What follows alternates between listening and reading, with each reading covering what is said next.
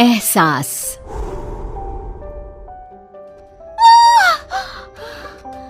फिर एक सपना, उसके पूरे होने का डर क्यों? ये सब क्यों हो रहा है मेरे साथ? क्यों? प्रीति और उसके सपने, अनकहे अनजाने, कुछ राज समेटे हुए। ये कहानी शुरू होती है बंगाल के एक छोटे से शहर वीरानगंज से, जहाँ प्रीति अपने परिवार के साथ रहती थी। उसे बचपन से ही अजीबोगरीब एहसास हुआ करते थे, जिसके होने की वजह से वो आज तक अनजान थी। क्या हुआ बेटा, तू चीखी क्यों? बड़ी माँ, सपने में एक काले कपड़े पहना आदमी हाथ में खंजर लिए मेरे पीछे भाग रहा था। मैं चीखती हुई भाग रही थी और तभी मेरी नींद टूट गई। वो काले कपड़े वाला आदमी कौन होगा बड़ी माँ? ये सब कुछ नहीं होता बेटा, बस एक सपना था। वो इंसान है, हम तो सपने तो आएंगे ही ना। इन चीजों में दिमाग मत लगाया कर, सो जा। रूपा प्रीति को सांत्वना देकर कमरे से बाहर तो आ जाती है, पर उसका मन भी डर से भर जाता है। इतिहास अपने आप को दोहरा रहा है। हे देवी माँ, मेरी बच्ची की रक्षा करना। अगली सुबह प्रीति रोज की तरह कॉलेज के लिए निकलती है। रास्ते में उसकी नजर हूबहू वैसे ही आदमी पर पड़ती है जिसे उसने सपने में देखा था।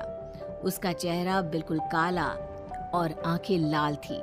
वो अपनी आंखें बड़ी बड़ी कर प्रीति को देखता है। बड़ी माँ मानती ही नहीं है। लो, वही आदमी दिख गया। अब मैं क्या करूं? भगवान मेरी रक्षा करना। प्रीति जैसे ही ये बात कहकर पीछे मुड़ती है, वो आदमी अचानक ही गायब हो जाता है। मेरा हाथ, बहुत जलन हो रही है। प्रीति क्या देखती है कि उसके हाथ में हर तरफ नोचने के निशान थे। ये अचानक मेरे हाथों पर खरोच के निशान कैसे आ रहे हैं? लग रहा है किसी ने बेरहमी से नोचा है। बहुत दर्द हो रहा है। कॉलेज पहुंचते ही कोई क्रीम लगाती हूँ। प्रीति जैसे ही कॉलेज पहुंचती है, उसकी शरीर के निशान देखकर उसके फ्रेंड्स चौंक जाते हैं। प्रिया कहती है, ये ऐसे खरोच के निशान, लग रहा है किसी जानवर ने नोचा हो। ये कैसे हुआ प्रीति? पता नहीं यार, अचानक ही। ऐसी खरोंचें तो अक्सर किसी बुरे सांप के छूने से आ जाती हैं प्रीति। क्या यार, तू भी इसे डरा रहा है? अरे लग गई होगी कोई चोट। कोई चोट नहीं लगी मुझे। शिवम सही कह रहा है। मुझे रास्ते में एक अनजान शख्स दिखाई दिया और उसे मैंने सपने में भी देखा था। फिर अचानक ही वो कहीं गायब हो गया और मेरे शरीर पर ऐसे निशान आ गए। तुम्हारी बुआ के साथ भी कुछ ऐसा ही हुआ था ना? हाँ, पर मैं नहीं जानती ठीक ठीक कि क्या हुआ था। बट शायद मेरी ही उम्र की रही होंगी। मेरी तरह वो भी घटनाओं के होने से पहले उनको महसूस कर लिया करती थी। फिर एक दिन उन्होंने कुछ देखा और फिर वो कभी उठी ही नहीं। बस इतना ही जानती हूँ मैं। तुम लोग ये सब क्या लेकर बैठ गए? प्रीति को दवा लगा दो पहले और चलो, हम लोग कॉलेज के बाद कहीं घूमने जाते हैं, मजा आएगा। प्रीति का मूड ठीक करने के लिए कॉलेज के बाद सभी घूमने निकल पड़ते हैं। सड़क दोनों तरफ से पेड़ों से घिरी हुई, एक ऐसा सफर जो सबका मन मोह ले। रास्ते में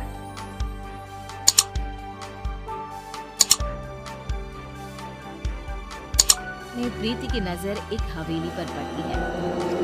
चलो ना, यहीं चलते हैं, खंडर सा भी है, मजा आएगा। पुरानी चीजें देखी नहीं कि प्रीति का मूड चंगा हो ही जाता है। अच्छा है, चलो वहीं चलते हैं। तीनों गाड़ी से उतरकर उस हवेली में जाते हैं। 1912। 1912? ये क्या है? पता नहीं, दिमाग में ये नंबर आया। छोड़ो, मैं तो कुछ भी कहते रहती हूँ। अंदर चले। तीनों उस पुरानी हवेली के अंदर जाते हैं। प्रीति जैसे ही हवेली की दहलीज पर कदम रखती है, अचानक आंधी तूफान सा माहौल हो जाता है और तेज ठंडी हवा बहने लगती है। प्रीति के शरीर के खरोच के निशान वापस से हरे हो जाते हैं। ये निशान बहुत जल रहे हैं।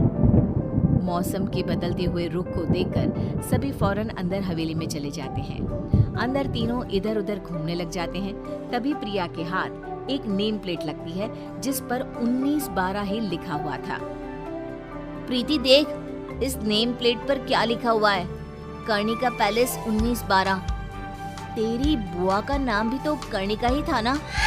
हाँ, मतलब कि ये घर मेरा भी है, पर सबने आज तक ये छुपाया क्यों? तभी प्रीति ऊपर देखती है जहाँ उसे गैलरी में वही काला साया दिखाई देता है जो प्रीति को देखकर मुस्कुराता है। देखो फ्रेंड्स, वही काला साया है ऊपर। सभी ऊपर देखते हैं पर ऊपर कोई नहीं होता। कहाँ गया? अभी तो यही था। मुझे कुछ एहसास हो रहा है। फ्रेंड्स, लगता है मानो इसी हवेली में मैं रही हूँ, पहले, बहुत पहले। तभी अपनी आंखों के सामने प्रीति को कुछ चीज दिखाई देनी शुरू होती है। वो देखती है कि उसकी बुआ उसी अनजान आदमी के साथ कोई तंत्र साधना कर रही है। तुमने जो कहा मैंने किया ना, अब तो मुझे जाने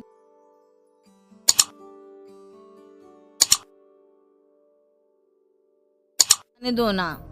नहीं कर्णिका, अब तुम पूरी तरह से मेरी हो। ये कहते ही वो आदमी कर्णिका को छूता है और कर्णिका का शरीर पूरी तरह काला पड़ जाता है और वो मर जाती है और वापस से प्रीति को सब कुछ पहले की तरह नॉर्मल दिखने लग जाता है। ये सब क्या है? बुआ जी क्यों उस आदमी के साथ थी? कौन है वो? तभी शिवम और प्रिया के सामने भी वो अनजान आदमी आ जाता है। कैसी हो कर्णिका?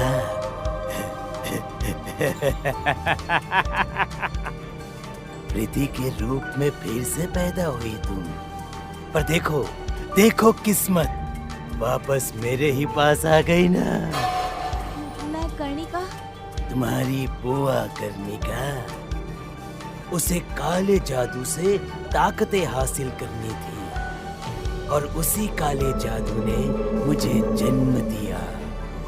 उसकी ताकत की लालच उसे ही खा गई और वो दोबारा तुम्हारे रूप में पैदा हुई। इसलिए तुम में बहुत सी शक्तियां हैं, पर अब तुम्हारे जाने का समय हो गया है प्रीति। वो कर्णिका थी, मैं प्रीति हूँ। मुझे किसी भी ताकत की कोई लालच नहीं है। यू कांट डिस्ट्रॉय मी। वो काला साया प्रीति के पीछे भागता है, बिल्कुल उसी तरह जैसा उसने सपने में देखा था। प्रीति भागती हुई ऊपर कमरे में खुद को बंद कर लेती है। आज मेरा सपना ही मुझे बचाएगा। प्रीति अपने सपने को याद करती हुई कमरे के एक कोने में पड़े एक मटके को निकालकर जमीन पर छोड़ देती है और साया गायब हो जाता है।